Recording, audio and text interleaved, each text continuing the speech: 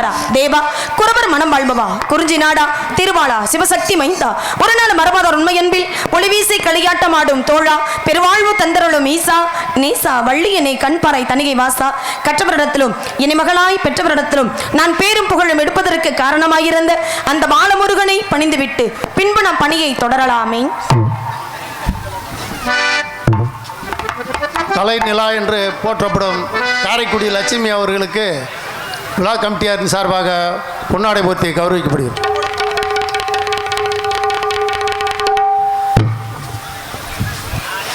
ஐயனார் கோவில் பூசாரி முத்து அவர்கள் மேடைக்கு வந்து மரியாதையை சற்று பெற்றுக்கொள்ளும்படி கேட்டுக்கொள்ளப்படுகிறது.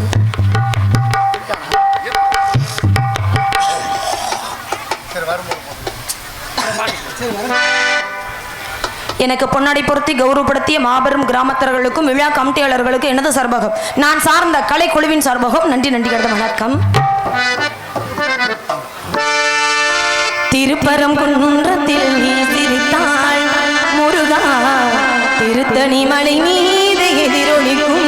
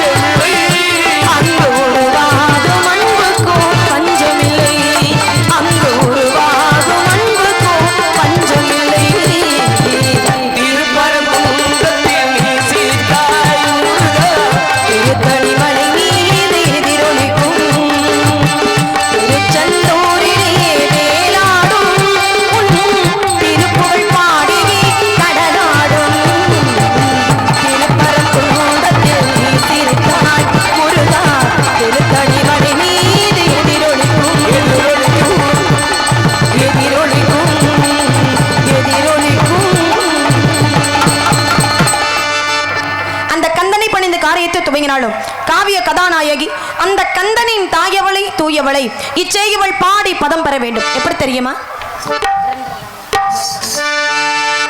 செல்லாத்தா செல்ல மாரியாத்தா எங்கள் சிந்தையில் வந்து அருகில் நாடி நில்லாத்தா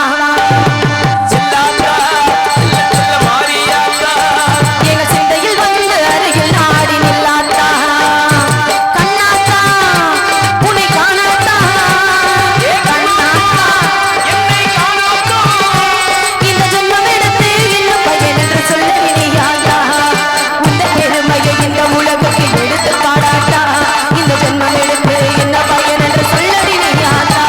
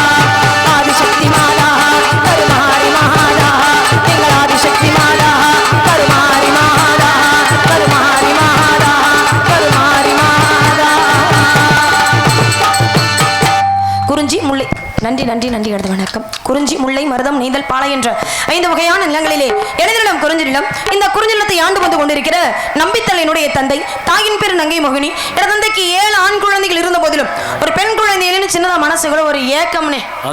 எங்க அப்பாவுக்கு எங்க அப்பாவுக்குன்னு கிடையாது, இது பொதுவா எல்லார் வீட்லயுமே இருக்கக்கூடிய ஒரு ஏக்கம் தான். பாருங்களேன், ஒரு வீட்டுல வரிசையா பொம்பளை பிள்ளையாவே பிறந்துகிட்டே இருந்தா அந்த வீட்டுல ஒரு ஏக்கம், ஒரு எதிர்பார்ப்பு இருக்கும்ல. அடுத்து ஒரு ஆம்பளை பிள்ளை நல்லா இருக்கணும், வீட்டு ஆளணும் ஆஸ்திக்கு அப்படின்னு ஒரு ஏக்கம் இருக்கும். அதுவே வரிசையா ஆம்பளை பிள்ளையாவே பிறந்துகிட்டு இருந்தா ஒரு பொம்பளை பிள்ளை இருந்தா நல்லா இருக்குமே அப்படின்னு தோணும். ஏன்னா இது உலக இயல்பான விஷயம். அது மாதிரிதான் பிறந்தது 7 ஆண் குழந்தைகளா பிறந்த காரணத்தினால ஒரு பெண் குழந்தைகளின் ஏக்கப்பட்ட எங்க அப்பா முருகப்பெருமானை வணங்க, முருகப்பெருமானுடைய அருளால வெள்ளிக்கொடிகளுக்கு இடையில் கடந்து எடுத்து வளர்த்து இது நாள் வரைக்கும் எந்த குறையும் இல்லாம எங்க அப்பா என்னைய வளர்த்துக்கிட்டு வராரு. எந்த குறையும் இல்லாம வளர்த்த எங்க அப்பாவுக்கு நான் ஏதாவது ஒரு குறைய வைக்கலாமானே? வைக்க கூடாது. இந்த பூலோகத்துல எத்தனையோ குழந்தைகள் தாய் தந்தை இருந்தும் கூட அனாதையா இருக்கிறாங்க. அப்படி இருக்கிற பட்சத்துல அனாதையாக இருந்த என்ன எடுத்து வளர்த்து இந்த அளவுக்கு பெரியலாக்கி இருக்காங்கன்னா அவங்களுக்கு எந்த குறையுமே வைக்க கூடாது. எந்த குறையும் வைக்க கூடாது அப்படிங்கிற எண்ணத்தினாலதான் இன்னைக்கு மிகப்பெரிய பொறுப்பு அப்பா எங்கிட்ட ஒப்படைச்சிருக்காரு. காவலுக்கு போகணும் அப்படிங்கிற பொறுப்பு. நான் மட்டும் தான் காவலுக்கு போறேன்னா எங்களோட சேர்ந்து வேற யாரும் வர்றாங்களா அப்படிங்கறதெல்லாம் தெரியல. இந்த ஆட்களை சந்திச்சாத்தான் யாரும் என் கூட வராங்க வரல அப்படிங்கிற விஷயத்தை நான் தெரிஞ்சுக்க முடியும். அதுக்கு முன்னாடி காவலுக்கு போகணும். காவலுக்கெல்லாம் போறதுக்கு முன்னாடி தெய்வத்தை வணங்கிட்டு போகணும். ஏன்னா தெய்வத்துடைய வழிபாடு இல்லாம எந்த ஒரு காரியமுமே நடக்காது. ஏன்னா ஒரு தெய்வத்துக்கே ஒரு காரியத்தை ஆரம்பிக்கிறதுக்கு முன்னாடி தெய்வத்துடைய வழிபாடு ரொம்ப முக்கியம். உங்க எல்லாருக்கும் ஒரு சந்தேகம் இருக்கலாம், ஒரு தெய்வம் அந்த தெய்வத்துக்கு இன்னொரு தெய்வத்துடைய வழிபாடு அப்படின்னு நீங்க எல்லாரும் நினைக்கலாம். உதாரணத்துக்கு ஒரு எடுத்துக்காட்டுக்கு நான் சொல்றேன்.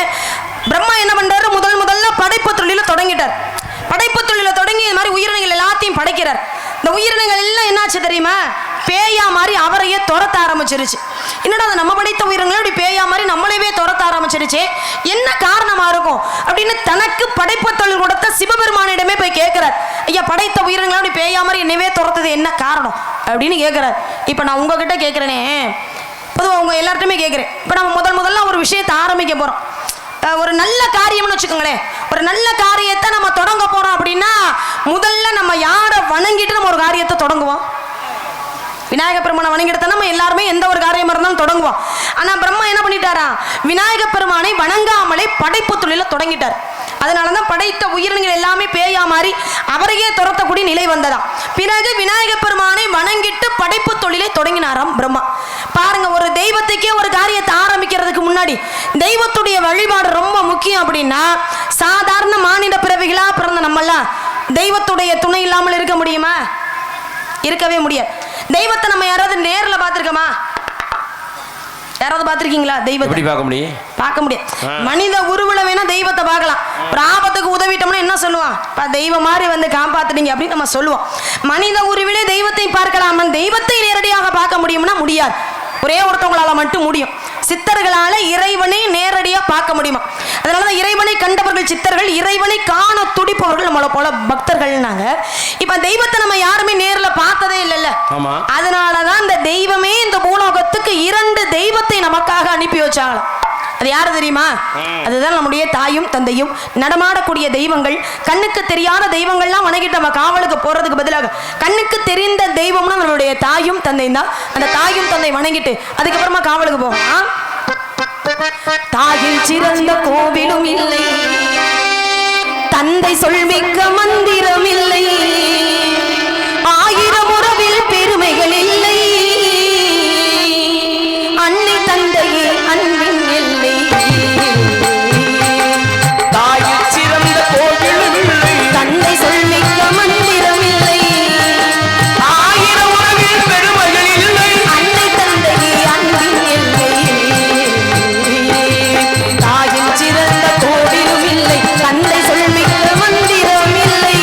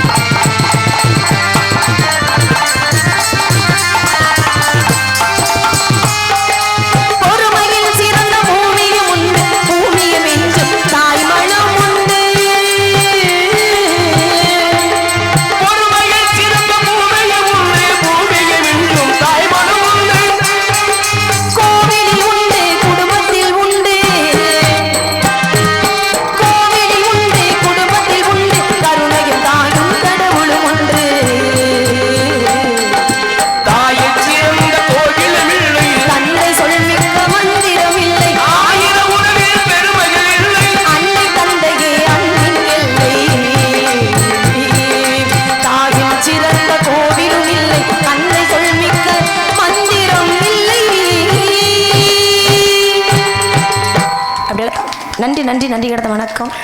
ஏன் அங்கிட்ட பின்னாளாக இருக்கிறவங்களுக்கெல்லாம் என்ன ஊர் கட்டுப்பாடா? ஏப்பு ஏன் இங்கே எனக்குள்ள இருக்கிறவங்க மட்டும் தான் ரசிக்கணும், அங்கிட்ட இருக்கிறவங்களும் ரசிக்க கூடாதுன்னு ஏதாவது ஊர் கட்டுப்பாடா? இல்ல அங்க இருந்து தட்டுனா கேட்குமோ கேட்காதுன்னு நினைக்கிறாங்க. ஏன் உங்களுக்குலாம் நாடகம் பிடிக்கலையா? அங்கிட்டு இருக்கவங்களுக்குலாம் நாடகம் பிடிக்கலையா? இல்லை நாடகம் வச்சதே பிடிக்கலையா? இல்ல அதான் நல்லா ரசிப்பாங்க. இல்லை ஒரு மாதிரி அப்படி இல்லைனே.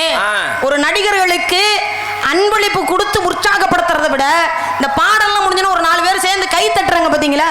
அதுதான் மிகப்பெரிய உற்சாகமே ஒரு கலைஞனுக்கு. அப்படி இருக்கும் போது நீங்க எல்லாம் கை தட்டி உற்சாகப்படுத்தினா நமக்கு ஒரு ஆர்வம் வரும். அதை விடுபடி அமைதியாவே எதிரியை பார்க்கற மாதிரி பார்த்து கொடுத்தோம்னா எப்படி இருக்கும்? கொஞ்சம் பனி விழுகும்ல லேசா, அதனால கொஞ்சம் தட்ட கை வரல, பனில கொஞ்சம் பதத்துட்டாங்களோ. அவ்வளவுதான். சரி இப்படிலாம் தாயும் தந்தை வணங்கிட்டு காவலுக்கு போனாலும் கூட உலகத்துக்கே தாயும் தந்தையுமாக விளங்கக்கூடியவன் எம்பெருமான் சிவபெருமான். அந்த ஈசனை வணங்கிட்டு அதுக்கப்புறமா காவலுக்கு போவோம். எடுதந்தானடி தில்லையிலே அதை பாட வந்தேனவன் எல்லையிலே.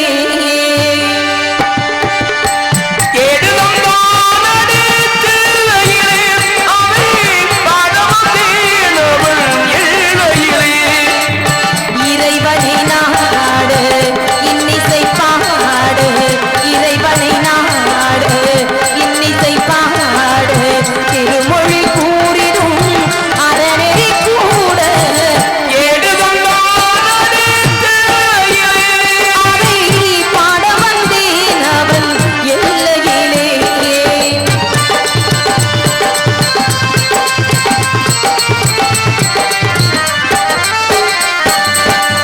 ஏட்டிலும் மூவரை எழுத வைத்தான், அந்த பாட்டையும் அவனே பாட வைத்தான்.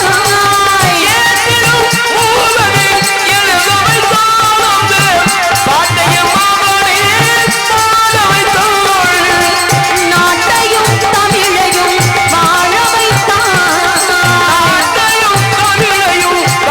வைத்தான். நமக்கென்று உள்ளதை வழங்கிவிட்டான், நமக்கென்று உள்ளதை வழங்கிவிட்டான். எடுதந்தானடி தில்லையிலே அதை பாட வந்தேன் அவன் எல்லையிலே.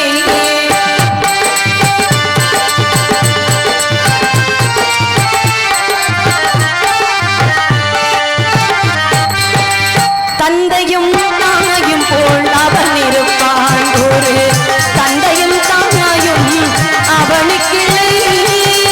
தந்தையும் தாயும் போல் அவன் இருப்பான், ஒரு தந்தையும் தாயும் அவனுக்கில்லை. ஆனால் தொடங்கி இருநாள் வரையில்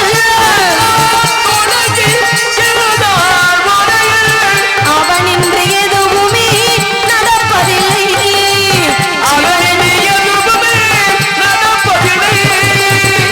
எடுதந்தானடி தில்லையிலே அதை பாட வந்தேன் அவன் எல்லையிலே.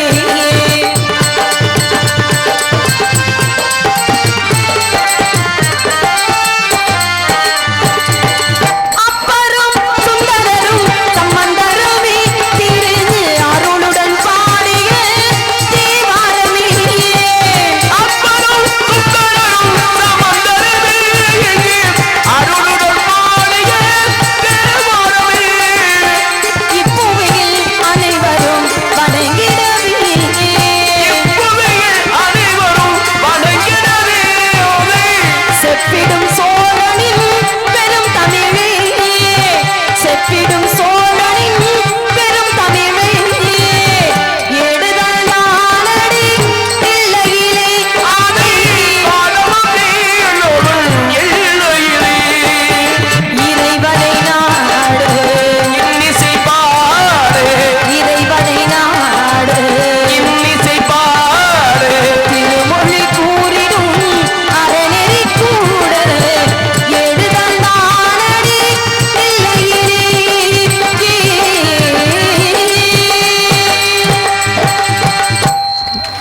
நன்றி நன்றி நன்றி கிடத்த. அடே அப்பா அங்கிட்டு இருக்கவங்களும் கை தட்டுறாங்களே, பரவாயில்லையே.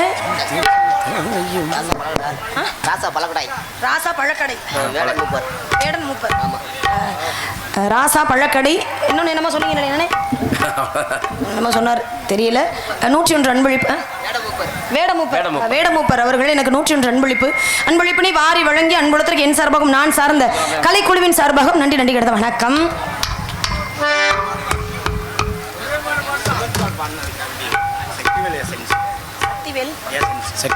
சக்திவேல் ஏஜென்ட்ஸ் அவர்கள் இந்த சிவனுடைய பாடலை பாராட்டி 101 அன்பளிப்பினை வாரி வழங்கிய அன்புலத்திற்கு என் சார்பாகவும் நான் சார்ந்த கலைக்குழுவின் சார்பாகவும் நன்றி நன்றி கிடந்த வணக்கம்.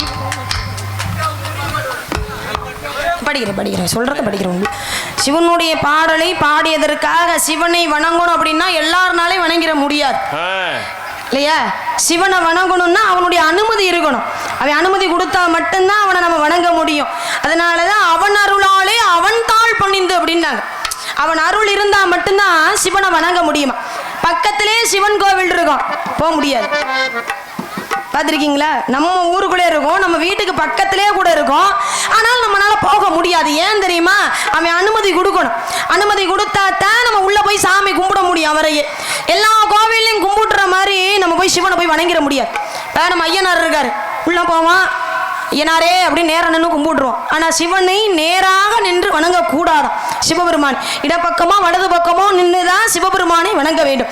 சிவபெருமானுடைய ஆலயத்தில் நமக்கு பிரசாதமா என்ன கொடுப்பாங்க? திருநீர் தானே கொடுப்பாங்க சிவபெருமானுடைய ஆலயத்துல. இந்த திருநீரை சிவபெருமானுக்கு முன்னால நின்று பூசக்கூடாது. ஆலயத்தை விட்டு வெளியில வந்துதான் திருநீரை நெற்றியில பூசணும். ரொம்ப பேருக்கு திருநீரை எப்படி பூசணும்னே தெரியறது இல்லை. எல்லாரும் என்ன பண்ணுவாங்க? திருநீரை கொடுத்தோன்னே இந்த ஆள்காட்டி விரலால எடுத்து ஒரு பூசிடுறது. நாள்காட்டி விரலால பூசவே கூடாது. நாள்காட்டி விரலால திருநீரை எடுத்து பூசணும் அப்படின்னா குடும்பத்துல ரொம்ப கஷ்டம் வரும். அதனால ரொம்ப பேர் என்ன நினைப்பாங்க? போய் சிவனெல்லாம் வேண்டிக்கிட்டு வந்தேன், ஒன்றும் நடக்கலை, கஷ்டம் அப்படியே தான் இருக்குன்னா எப்படி போகும்? திருநீரை எப்படி பூசணும் அப்படிங்கிறதுக்கு ஒரு வரைமுறை இருக்கு. இந்த 3 விரலால எடுக்கணும் திருநீரை. முதல்ல எடுத்து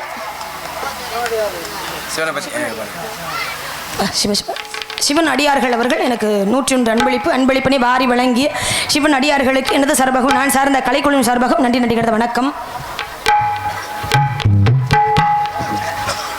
அப்ப நெற்றியிலிருந்து இடப்பக்கத்திலிருந்து வலப்பக்கமாக பூசணுமா திருநீரை, நெற்றி நிறைய. அப்படி நெற்றி நிறைய திருநீரை பூசணும் அப்படிங்கிறது இருக்கு. இந்த திருநீருக்குள்ள விஷயம் என்ன தெரியுமா? திருநீரை தினமும் நம்ம நெற்றி நிறைய பூசிக்கிட்டே வந்தோம் அப்படின்னா இந்த உடம்புல எந்த நோய் தொற்றுமே வராது. அதுக்கு பேரே துருநீர். திருநீரை பூசணும் அப்படின்னா உள்ள இருக்கிற துருநீர் எல்லாம் வெளியில வந்துருமா. அதுக்காகத்தான் திருஞான சம்பந்தர் இந்த திருநீருக்கென்றே ஒரு பதிகத்தை கொடுத்தார். மந்திரமாவது நீர், வானவர் மேலது நீர், சுந்தரமாவது நீர், துதிக்கப்படுவது நீர், தந்திரமாவது நீர், சமயத்தில் உள்ளது நீர் அப்படின்னு சொன்னார். இந்த சமயத்துக்கென்றே திருநீரை ஒரு பதிகமா, சாதாரணமா ஒரு திருநீருக்கு பதிகம் கொடுத்துட முடியுமா? ஒரு திருநீர் அதுக்கு எப்படி இதுக்கு ஒரு பதிகம் அப்படின்னா திருஞான சம்பந்தர் எதற்காக இந்த திருஞான சம்பந்தர் இந்த திருநீருக்கு ஒரு பதிகத்தை கொடுத்தார் அப்படின்னா, ஒரு மன்னர் பாண்டிய நாட்டுக்கு வர்றார். பாண்டிய நாட்டுக்கு வந்து மன்னனை சந்திக்கணும்னு போறார். ஒரு நாட்டை ஆளக்கூடிய மன்னன்னா எப்படி இருக்கணும்? ஆக நல்ல வாட்டா சாட்டமா கம்பீரமா இருந்தா தானே நாட்டை ஆளக்கூடிய மன்னன் நம்ம ஏத்துக்க முடியும் இல்லையா? ஆனா அவர் என்ன பண்ணாரு? ஒரு அறைக்குள்ள போய் பூட்டி வச்சுட்டு உள்ளே இருந்தார். அப்பதான் திருஞான சம்பந்தர் கேட்டார், ஏப்பா அப்படி மன்னர் வெளியிலே வராம உள்ளே இருக்கிறாரு ஏன் அப்படின்னு கேட்டார். அப்பதான் அவர் சொன்னாலா, ஐயா எதிர் நாட்டோடு போரிடும் பொழுது எதிரிகள் வந்து அவருடைய மார்பிலே கடாயுதத்தை கொண்டு அடிச்சதுனால அந்த முதுகு எலும்பு ஒடிஞ்சு கூணு விழுந்துருச்சு. அதனால வெளியில வராம உள்ளே இருக்கிறாரு அப்படின்னு சொன்னார். அப்பதான் அவர் என்ன பண்ணாரா, மடப்பள்ளியில இருந்து சாதாரண சாம்பல் இருக்கு பாத்தீங்களா, மடப்பள்ளின்னா தெரியுமில்ல, சமையலறை. இந்த சமையலறையிலேருந்து என்ன பண்ணாரா, சாம்பலை கொண்டு வாங்கன்னா அதையே திருநீராக மாற்றி கூன் பாண்டியன் என்ற பெயர் இருந்தவனை நின்ற சீர் நெடுமாறனாக மாற்றினாராம் திருஞான சம்பந்தர். அப்பதான் அந்த இடத்துலதான் இந்த பதிகத்தை சொன்னாரா, திருநீருக்கு எவ்வளவு பெருமை இருக்கு அப்படிங்கிறது. அப்ப திருநீருக்குன்னு இவ்வளவு பெருமை இருக்கு. அப்ப அந்த திருநீரை எப்படி பூசணுமோ அது மாதிரி நம்ம பூசணும் இல்லையா? இப்ப சிவனுடைய ஆலயத்துக்கு நம்ம போறோம்.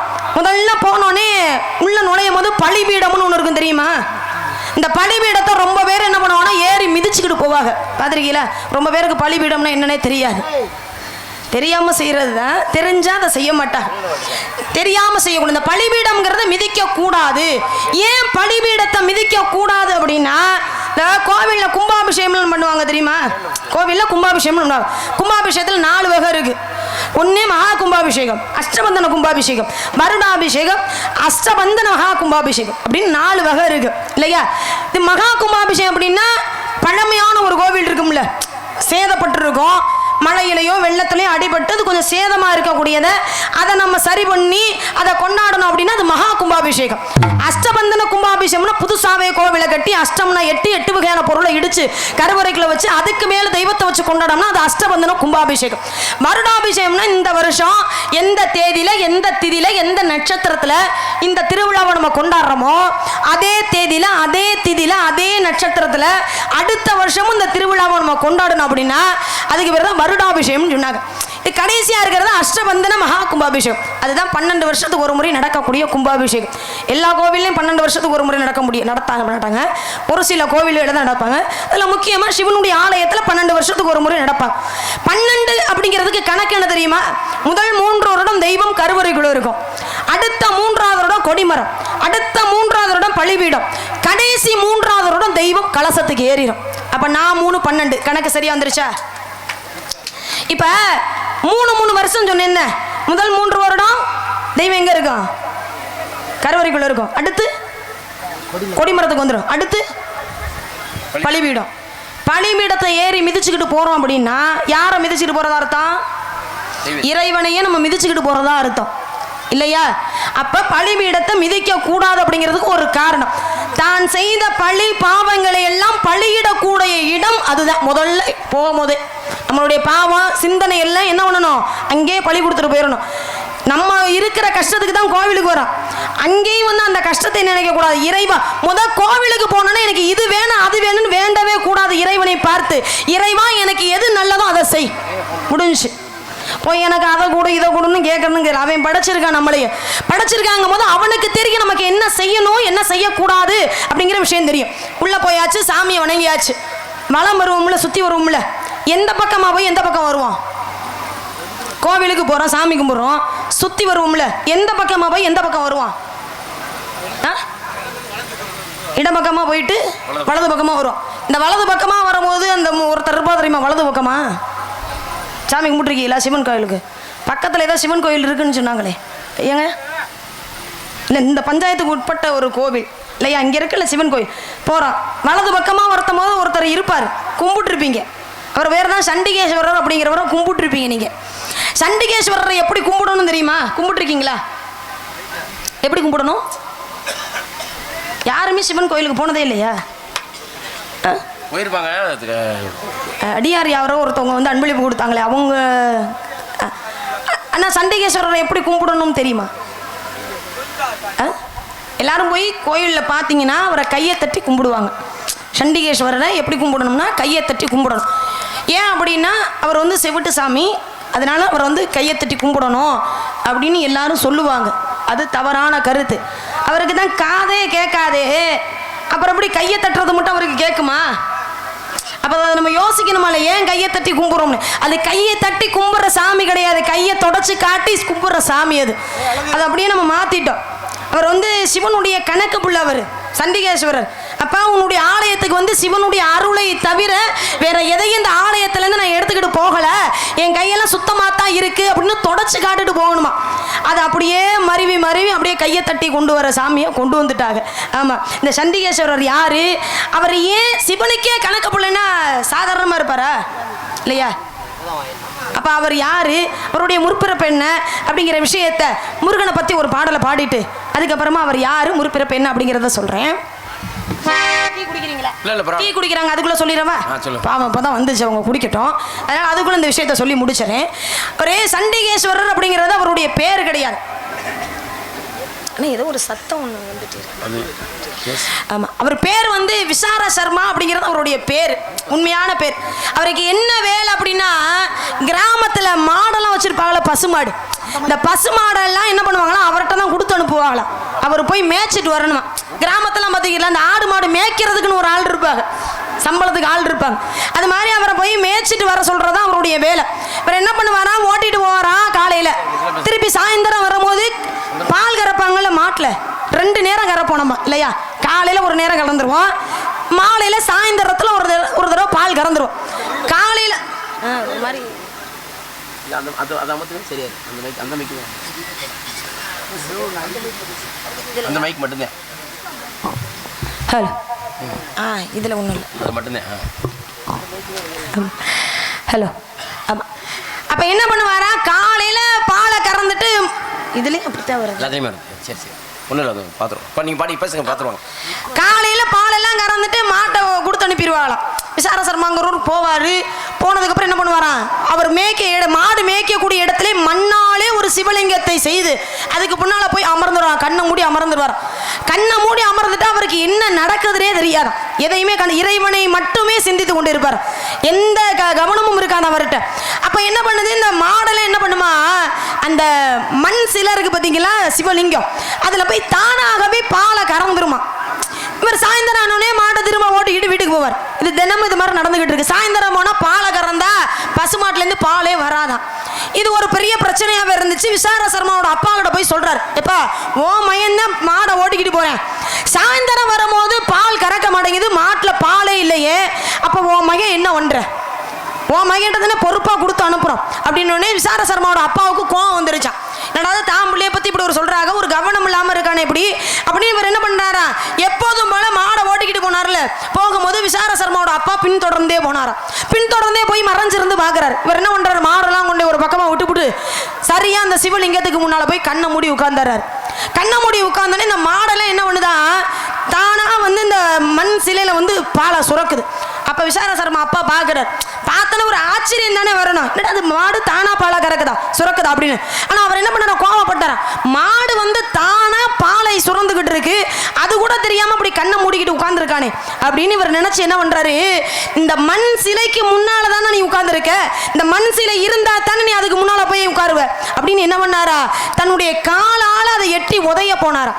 உதையிறதுக்கு முன்னாடியே விசாரசர்மா கண்ணை திறந்து பார்க்க சிவலிங்கத்தை எட்டி உதைப்பதற்காக காலை தூக்க பக்கத்தில் இருந்த ஒரு கட்டை இருந்ததாம். அதை எடுத்து என்ன பண்ணாரா, எடுத்து எரியும் பொழுது எடுக்கும் போது கட்டையாக இருந்ததாம். ஆனால் எடுத்து எரியும் போது சிவன் கையில் இருந்த ஆயுதமான மழு என்று சொல்லக்கூடிய ஆயுதமாக மாறி அவன் அப்பாவோட காலை வெட்டி பிடிச்சான், சிவலிங்கத்தை உதைக்க முடியாம.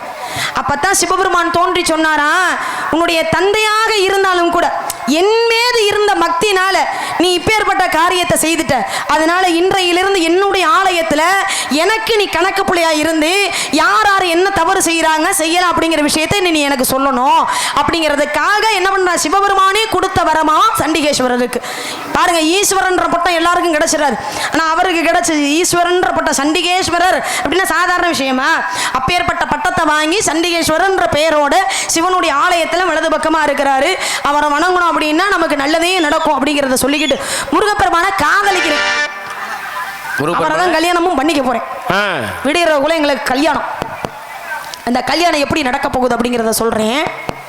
அழகான பழனி மலை ஆண்டவா, உன்னை அனுதினமும் பாட வந்தேன் மேலவா,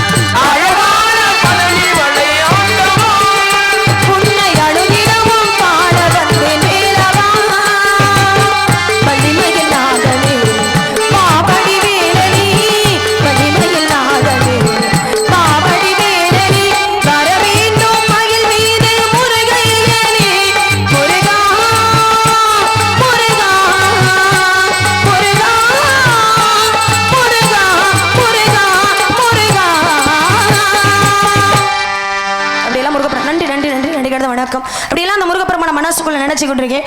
முருகா முருகா முருகா அப்படின்னு அடுத்தனமும் முருகிக்கிட்டே இருக்கேன். முருகா என்ற வார்த்தையை சொன்னாலே 3 பிறவில செய்த பாவம் நம்மளை விட்டு போயிருமா. ஏன்னா மூ என்றால் முகுந்தன், ரூ என்றால் ருத்ரன், கா என்றால் கமலாசன். முப்பெரும் தேவர்களும் முருகா அப்படிங்கிற 3 வார்த்தைக்குள் அடக்கம். அந்த மும்மூர்த்திக்குள்ளதான் 30 முக்கோடி தேவர்களும் அடக்கம். அப்ப முருகான்ற வார்த்தையை சொன்னாலே எல்லா தெய்வத்தையும் வணங்கினதுக்கு சமமா. அப்ப ஏற்பட்ட முருகனுக்காக இந்த இடத்துல காத்துக்கிட்டு இருக்கேன். அதை எப்படியெல்லாம் காத்துக்கிட்டு இருக்கேன் அப்படிங்கறத உங்கள்கிட்ட சொல்றேன். தூதுவளையலை அரைச்சு தொண்டையில தான் நினைச்சு மாமை கூட பேச போறே மணிக்கணக்கா.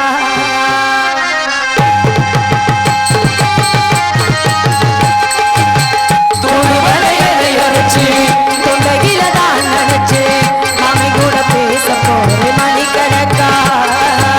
தோழாமணி இழுத்து துணி விட்டு எரிய வச்சு முகத்தை பார்க்க போறே நாள் கணக்கா. அந்த இந்திர சந்திரனோ மாமை வந்த எந்திரிச்சு நிக்கணும். அந்த ரம்பையை ஊர்வசியும் மாமனுக்கு தொண்டைகள் செஞ்சிடணும். நான் காத்தாகி மூத்தாகி மாமனை தழுவி கட்டிக்கணும். தூதுவளையலை அரைச்சு தொண்டையில தான் நினைச்சு மாமன் கூட பேச போறே நாள் கணக்கா.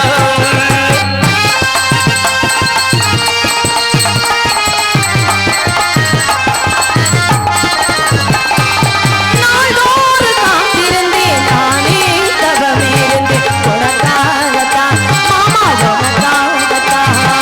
நான் கூட மனசுக்குள்ள ஆசை வளர்த்துக்கிட்டேன் உன்னை பார்த்துதான். அழகித்தன நினைப்பு என் மேல இருந்து எட்டி போகலாமோ. சுத்தர கண்ணில சிக்கன என்ன திரையிடலாமோ. எத்தனை நாள் இப்படி நகர்ந்தது. கொட்டு வச்சு பூமுடிக்கும் நாள் வரைக்கும் தூதுவளையலை அரைச்சு மாமன் கூட பேச போறேன் மணிக்கணக்கா.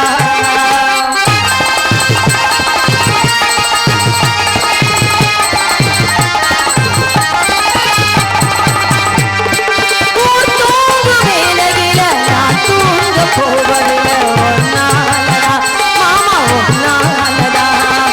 யார் பேச்சு கேட்டாலும் என் காது கேட்பதெல்லாம் உன் பேருதான் நித்தம் உன் பேருதான். படமுத்து வைக்கிருக்கு மொத்தமும் தெளிய உலகிடலாமோ. கட்டிக்கு முன்னே கட்டுப்பாடின்றி கொட்டிக்கொள்ளலாமோ. முத்தமிட்டா மோசம் என்ன உண்டாகும்.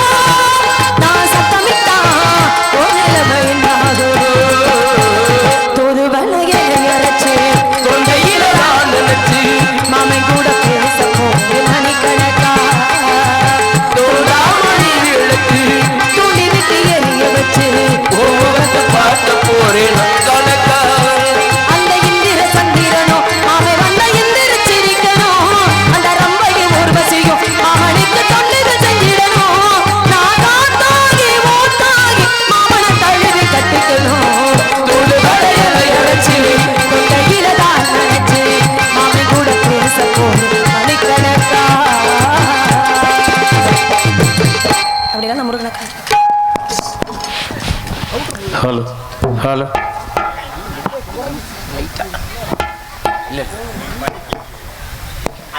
ஹலோ.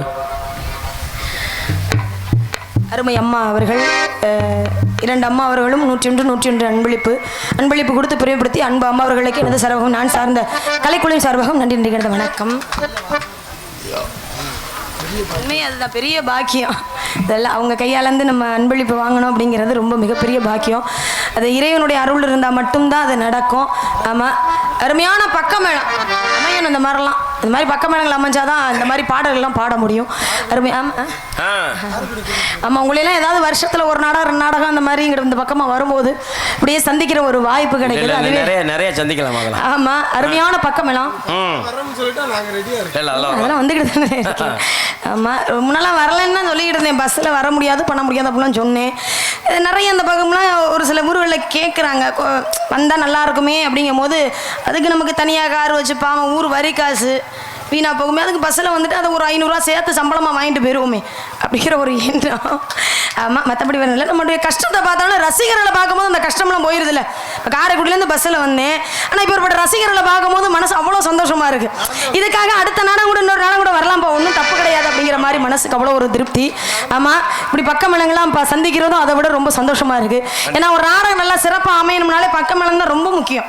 பக்கமேளம் இருந்தால் தான் நாடகம் நல்லா சிறப்பாக அமையும் அப்படின்னு நீங்க எல்லாம் நினைச்சுக்கிட்டு இருக்கிறீங்க. கிடையாது, பக்கமேளம் மட்டும் நல்லா அமைஞ்சிட்டா போதுமா? அதுக்கு தகுந்தார் போல ஒளிபெருக்கி வரணுமா இல்லையா? பக்கமேளம் எப்பேற்பட்ட பக்கமேளம் கொண்டு வரலாம், நடிகர்களும் இங்க இருந்து வேணாலும் கொண்டு வந்துடலாம். ஆனா ஒளிபெருக்கி நடந்தா தானே நம்ம தொழில திறமையை வெளியில காட்ட முடியும், இல்லைன்னா திறமையை காட்ட முடியுமா? அருமையான ஒளிபெருக்கி சரவணா ஒளிபெருக்கி, அந்த ஒளிபெருக்கிக்கும் அதில் பணிபுரியும் அருமை அன்னார் அவர்களுக்கு எனது சார்பும் நான் சார்ந்த கலைக்குழுவின் சார்பாகவும் நன்றி நடிகர். ஏனே சிரிப்பே வராதானே? ஏனே வருமா? இல்லை வந்ததுலேருந்து ஒரு மாதிரி மூணே இருக்கீங்களே, தொழில் அதனால கேட்டேன், வேற ஒன்றும் இல்லை. ஆமா, அருமையான ஒளிபெருக்கி. ஆனா ஒளிபெருக்கி நல்லா இருந்துட்டா போதுமா? பார்க்குற மக்கள் நம்மளை பார்த்து ரசிக்கணும். இதெல்லாம் நல்லா அமைஞ்சிட்டு இங்க ஒருத்தரமே இல்லாம ஒன்றும் ரசிக்காம இருந்தா நாங்களாம் நான் தனியாவா கடந்து கத்திக்கிட்டு இருக்க முடியும்? ஆமா, அருமையான ரசிகர்கள், நல்ல கூட்டம். ரொம்ப கூட்டம் அதிகமா இருந்த நாடகத்தை கெடுக்கிறத விட இந்த மாதிரி அளவான கூட்டமா இருந்தாலும் நல்லா ரசிக்கிறீங்க. ரொம்ப மனசுக்கு சந்தோஷமா இருக்கு.